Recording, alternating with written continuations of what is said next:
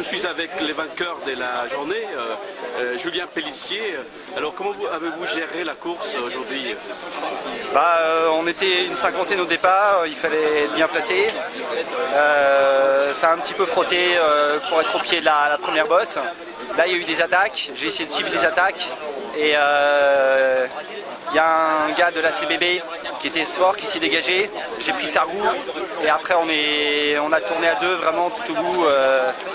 On a bien géré l'effort. Vous avez eu un écart de 2 minutes 20 parfois. C'était assez suffisant pour quand même plier la course à partir des 5 au 6e tour. Alors on savait qu'il fallait creuser l'écart pour que derrière ça ne revienne pas, pour qu'il ne nous voit plus. Donc on a monté l'écart progressivement, je pense 30 secondes par tour. Et il nous a annoncé jusqu'à 2 minutes 50 sur le groupe de contre de 5 personnes qui s'est dégagé. Et à la fin, on doit avoir, je pense, plus de 3 minutes. Ouais. Alors, juste avant le dernier tour, vous avez effrayé le public parce que vous avez déraillé. Alors je me suis dit, ça y est, c'est la messe est dite pour Julien, et finalement non. Comment vous avez su surmonter ces problèmes? J'ai essayé de ne pas m'affoler, j'ai fait ce qu'il fallait faire, j'ai essayé de rembrayer sans m'arrêter, mais ça n'a pas marché. Je me suis arrêté, j'ai remis la chaîne. Je suis reparti, j'ai vu que mon coéquipier de la CBB, il m'attendait. On avait une très bonne entente, on avait un gros fair play entre nous, donc on avait convenu de l'arrivée. Voilà, donc j'ai fini avec lui sur la fin. D'accord. Belle victoire, alors j'ai compris que c'est votre première victoire dans ce type de course? C'est ma première victoire en D1 cette année. Tout à fait. Et votre équipe, Vélizy, racontez-moi un petit peu pour conclure. C'est une équipe qui fait quoi au département? Alors c'est une équipe qui est vraiment représentée dans beaucoup de fédérations, en UFOLEP, en FFC, en FSGT.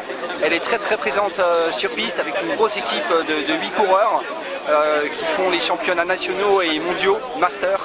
Donc c'est vraiment une grosse équipe de pistards et on est vraiment présent dans toutes les catégories départementales, D1, D2, D3, D4. Voilà. Bon, merci pour cette rencontre et bravo pour votre victoire, M. Pélissier. Merci à vous. Donc je suis avec le 12e de la course en D1. Romain, vous avez fait une super course en bonne entente avec le premier, Pélissier.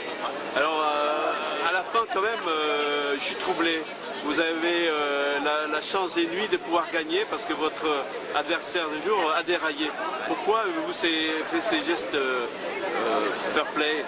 Parce que voilà, on s'était un peu entendu avant pour savoir comment on allait jouer la gagne, quoi.